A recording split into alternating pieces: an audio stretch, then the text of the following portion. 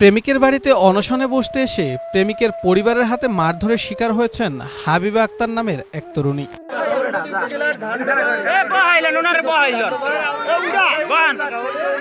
বিবাহের আগে একাধিকবার অবৈধ শারীরিক সম্পর্ক, স্বামী স্ত্রী পরিচয়ে বাসা ভাড়া নিয়ে একত্রে বসবাস করেছেন ৩ মাস। সম্প্রতি ঈদের ছুটিতে বাড়িতে এসে প্রেমিকাকে না জানিয়েই লম্পট প্রেমিক অন্যত্র বিবাহ করলে ৩ মাসের গর্ভবতী প্রেমিকা অনাগত সন্তানের পিতার পরিচয় ও স্ত্রীর দাবি নিয়ে অনশনে বসেন বরিশাল জেলার গৌরনদী উপজেলার বার্থি ইউনিয়নের দক্ষিণ ধানডোবা গ্রামে। ইমরান মোল্লা খলিল মোল্লার ছেলে, সে আমাকে বিয়ের প্রতিশ্রুতি দেখায় ঢাকা বসে সে আমার সাথে বাসা নিছে। সে বলছে যে আমি বাড়ি যাব, বাড়ি থেকে এসে আমি তোমাকে বিয়ে করব। হঠাৎ করে ঈদের পরে সে আমাকে নিজে ফটো দিছে যে আমি বিয়ে করে ফেলছি। বিষয়টি স্থানীয়ভাবে সমাধানের কথা থাকলেও গর্ভবতী ওই নারীর পেটের সন্তানকে নষ্ট করতে রাতের আধারে ওই নারীকে মারধরের অভিযোগ উঠেছে প্রেমিক ইমরান মোল্লার পরিবারের বিরুদ্ধে।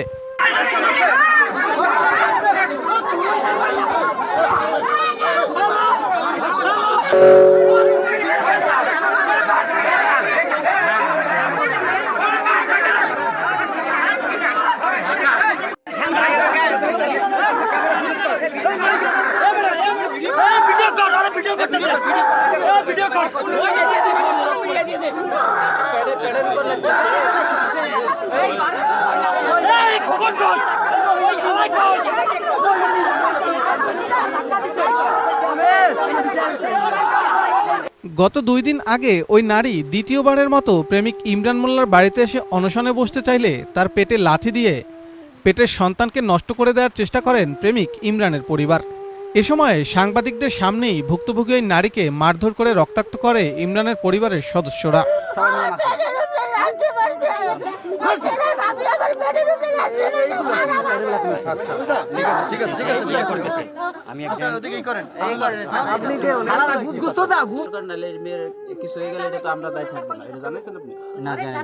আপনি কি এইখানে কি তার গায়ে হাত দেওয়ার রাইট আছে আপনাদের? গায়ে হাত দেয়নি, তাকে ধরে বলছে যে তুমি তোমার মতো করে চলো না, থানায় যাই। আমরা ধরে যাওয়ার এটা তো থানায় জানাবেন, আপনারা থানারা অবহিত করবেন না।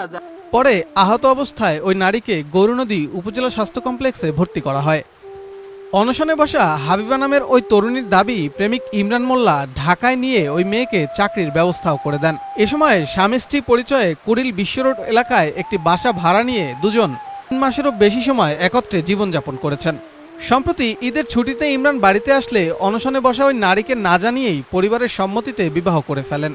এ সময়ে প্রেমিকা হাবিবা আক্তার বুঝতে পারেন তিনিও গর্ভবতী হয়ে পড়েছেন। সব শেষ, কোনো উপায় না পেয়ে গর্ভের অনাগত সন্তানের পরিচয় পেতে প্রেমিক ইমরানের বাড়িতে এসে অনশনে বসার চেষ্টা করেন তিনি। সে আমাকে বিয়ের প্রতিশ্রুতি দেখায় ঢাকা বসে সে আমার সাথে বাসা নিছে। সে বলছে যে আমি বাড়ি যাব, বাড়ি থেকে এসে আমি তোমাকে বিয়ে করব। হঠাৎ করে ঈদের পরে সে আমাকে নিজে ফটো দিছে যে আমি বিয়ে করে ফেলছি। আসার বক্তব্য ছিল এইটা যে আমাকে জোর করে বাসা থেকে বিয়ে করানো হয়েছে, আমার ফোন আটকে রাখছিল। এখন আমার এখানে একটাই দাবি যে আমি 3 মাসের অন্তঃসত্ত্বা আমি চাই আমার বাচ্চাটার অধিকার দিবে সে। তার সাথে আমার কোনো ব্রেকআপ হয় নাই, সে আমাকে ঢাকা রাইখে আসছে, বলছে দেশ থেকে যায় সে তারপরে বিয়ে করবে। আমি ঈদের সময় যে স্যালারি পেয়েছি সেই টাকাটাও তার বিকাশে পাঠাইছি। তারপরে সে বলছে যে আমি ঢাকা আসি, ঢাকা এসে বিয়ে করব। কিন্তু হঠাৎ করে ঈদের কিছুদিন পর শুনি সে বিয়ে করছে। সে নিজে বলছে যে আমার বাসা থেকে জোর করে বিয়ে করাইছে। তারপরে আমি দেশে আসছি, বিয়ের কথা শুনে দেশে আসছি। আসার পরে বলছে যে এরকম এরকম আমার এখন আমি 3 মাস অন্তঃসত্ত্বা, তুমি আমার ফালায় রেখে আসো, তুমি তোমার বইলা আসতা যে আমি দেশে আসছি যে তোমার বিয়ে করার জন্য, বিয়ে করে মানে দেশে আসছি, দেশে থেকে যাইয়া তোমার বিয়ে করব। সে আমাকে এইটা বলছে যে দেশ থেকে যেয়ে তারপরে বিয়ে করব। কিন্তু আমি আসার পরে বলছি যে এরকম এরকম আমি তো 3 মাসের প্রেগনেন্ট, এখন তুমি কি করবা? সে বলতেছে বাচ্চাটা নষ্ট করে ফেলো। আমি বলছি আমার বাচ্চার অধিকার দিতে হবে, কারণ আমার শরীরের অবস্থা অনেক খারাপ। আমি এই মুহূর্তে বাচ্চাটা নষ্ট করলে আমি বাঁচবো না। আর আমি আমার বাচ্চাটার কিসের জন্য নষ্ট করবো? সে তো আমার বিয়ের প্রতিশ্রুতি দিয়ে আমার সাথে ছিল এবং ঢাকায় সে আমার সাথে 3 মাস বাসা লয়েও ছিল। আমার একটাই দাবি, আমি তার স্ত্রীর অধিকার চাই, আমি চাই আমার বাচ্চাটার অধিকার দেখছি, আমার আর কোনো দাবি না। সে যদি বলে যে বাচ্চাটা তার না, আমি ডিএনএ টেস্ট করাইতেও রাজি আছি, সে যদি বলে যে বাচ্চাটা আমার না, তাহলে আমি ডিএনএ টেস্ট করাইতেও রাজি আছি। তার আমাকে আলতা করা হোক, তার আমাকে ডিএনএ টেস্ট করা, আমি তাতেও রাজি আছি। তার ছেলে যদি না স্বীকার পায়, ইমরান মোল্লা যদি না স্বীকার পায় যে বাচ্চাটা আমার না, তাহলে আমি ডিএনএ টেস্ট করাইতেও রাজি আছি।